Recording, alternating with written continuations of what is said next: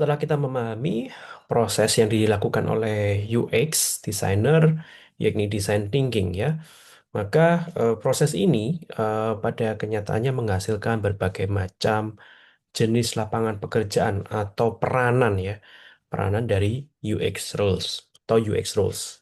Nah, kita akan coba telaah satu persatu. Yang pertama adalah UX designer. Ini adalah mereka yang melakukan segalanya ya, jack of all trades, semuanya dilakoni ya. UX designer melakukan 5 tahapan design thinking mulai dari ideate sampai fase testing. Mereka juga bikin prototype, mereka juga melakukan usability testing ya. Dan biasanya yang model begini, yang all around begini, ini sering dijumpai di perusahaan yang skala kecil.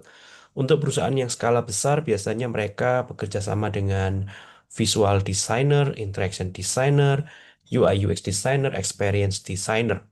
Oke, dan UX designer ini menghasilkan semua deliverable yang kita bahas sebelumnya, mulai dari journey map, persona, empathy map, dan seterusnya. Oke, kemudian ada seorang yang pekerjaannya adalah product designer. Product designer ini mirip seperti UX designer, jack of all trades, semuanya dilakukan. Tapi bedanya adalah product designer memiliki memikirkan jangka panjang, memiliki produk roadmap, ya. Jadi ada arah pengembangan produk, oke? Dan product designer sering bekerja sama dengan tim marketing, oke. Deliverable-nya selain sama seperti UX designer, juga menghasilkan roadmap seperti contoh di layar ya.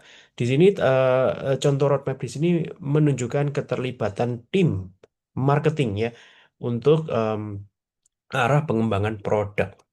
Oke.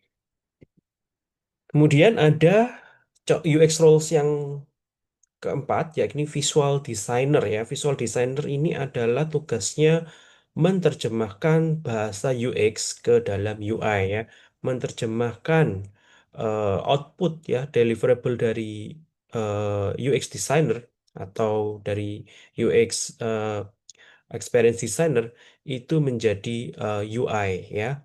Wujudnya adalah visual UI pixel perfect prototype, bentuknya prototype dan harus memiliki kemampuan eh, graphic designer, graphic design yang baik ya, paham typography, warna, space, layout dan seterusnya. Oke.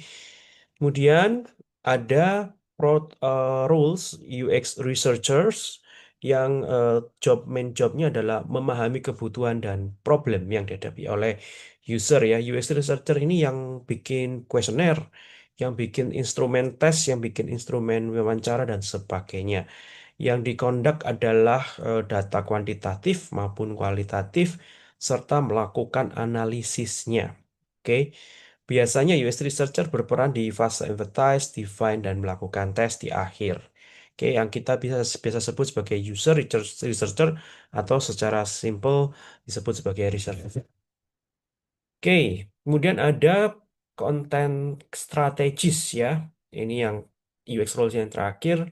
Konten strategis memikirkan bagaimana konten yang ditulis, dibuat di dalam produk itu menarik bagi apa namanya eh, eh, user ya. Jadi tidak berhubungan dengan lorem ipsum ya. Lorem ipsum itu adalah dummy ya, kalimat dummy yang sering dipakai oleh visual designer atau UI designer untuk sekedar hanya menaruh kalimat-kalimat atau bagian-bagian yang nanti bisa diisi atau diganti. Ya, yang mengganti bagian-bagian tersebut agar relevan konten dengan aplikasi atau produk yang dibuat adalah konten strategis. Jadi konten strategis ini menentukan judul dari halaman suatu app, menentukan label navigasi, label di tombol, kemudian bahasa di dalam email, pesan error dan sebagainya. Seringkali disebut sebagai UX writer atau istilah trennya adalah copywriter.